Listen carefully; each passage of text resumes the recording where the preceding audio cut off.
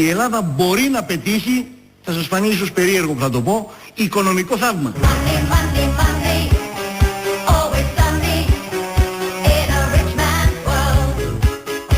Η μίσα είναι κυβερνητική οδηγία. Βλέπετε που πάει η Ελλάδα μπροστά με τέτοιους δρόμους. Δεν λέτε καλά που είχαμε ένα Σιμίτη και τους έκανε. Άλλος ηλίθιος αυτός. Δεν μπορούσε να προηγηθεί ο δρόμος τουλάχιστον Κορίνθου πατρών και η Ελλάδα πάει μπροστά. Πού πάει μπροστά η Ελλάδα? Ένας βουλευτής δεν έχει τα αρχίδια να τους πούνε. Μη λέτε αρχίδια, μη λέτε αρχίδια. Μη λέτε αρχίδια μαζί με βουλευτής. Η συνειρμή είναι περίεργη. Καλό χειμώνα. Καλό χειμώνα, να είστε καλά. Να σε ρωτήσω. Τι θες? Τις μαλακίες που λες, πότε θα τις παίζεις επανάληψη? Το βράδυ, σήμερα. Α, τι ώρα το βράδυ σήμερα? Να δω, μισό λεπτό, δεν ξέρω. 8 η ώρα, 8 η ώρα έχει πάλι μαλακίες. Α, εντάξει, να σου πω. Μετά την εκπομπή του Κουφόπουλου, όποιος αντέξει και μείνει ζωντανός, έχει ελληνοφρένα επανάληψη. Να σου πω και κάτι.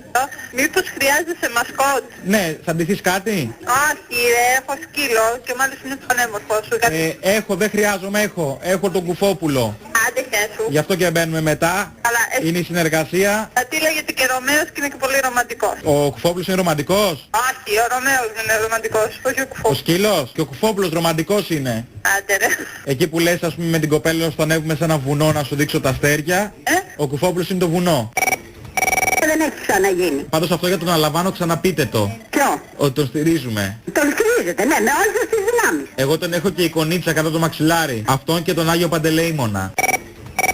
Καλά ρε Αποστόλη, σοβαρή να πούμε. Ναι. Παίζετε διαφήμιση από για φροντιστήριο να πούμε, στηρίζετε την παραπαιδεία ρε μάλια. Έχουμε και εμείς τα συμφέροντά μας, φίλε. Το ξέρω φίλε, το ξέρω ότι είσαι κατά βάθος ρουφιάνος και διπρόσωπος. Όχι, δεν είναι αυτό. Δεν λέω ότι δεν είμαι. Αλλά δεν είναι αυτό. Απλά στα φροντιστήρια βάζουν Sky στα διαλύματα. Α, γι' αυτό. Είναι αυτό και επειδή στο Ακμή διδάσκει και ο Άρης ο Πρωτοσάλτε. Γι' αυτό. Άλλο καλά, το σφυροδρέπανο να του πεις να το γυαλίσει γιατί κάνει κάτι χαρταχούτσα τώρα τελευταία. Αποστόλη, ανίκανες και επικίνδυνες κυβερνήσεις, παραπλανητικές, δεν τις δικάζουνε. Αυτόν τον Καραμαλή, ποιος θα τον δικάσει που μας έχει αλλάξει την Παναγία? Πώς να μου πεις Αποστόλη? Ο λαός, όπως κάθε τετραετία. Και αλλάξει τα φώτα ο μαλάκας να πούμε. Περιμένετε, ναι, τώρα. Γεια σας. Γεια. Θα ήθελα το φαξ που παίρνουν οι άνθρωποι που έχουν κάποιο παράπονο να καταγγείλουν για τις δημόσιες υπηρεσίες. Έχετε παράπονο από δημόσια υπηρεσία? Έλατε, είναι δυνατόν. Μισό λεπτό γιατί έπεσα από τα σύννεφα. Και έχω στραμπουλήξει τον αστραγάλο μου. Βρε, είσαι ο μικρός. Βρε. Πώς το λένε, έλα, ο Καλαμούκης είσαι. Ναι, ο μικρός Καλαμούκης. Ο μικρός Καλαμούκης. Ναι, θα βγω και σε βιβλίο όπως είναι ο μικρός Νικόλας. Ναι. Έτσι, ο μικρός Καλαμούκης. Λοιπόν, άκου να δεις, με έχει, να μην πω τι κάνει ο ΟΤΕ. Σας έχει γαμίσει. Ακριβώς.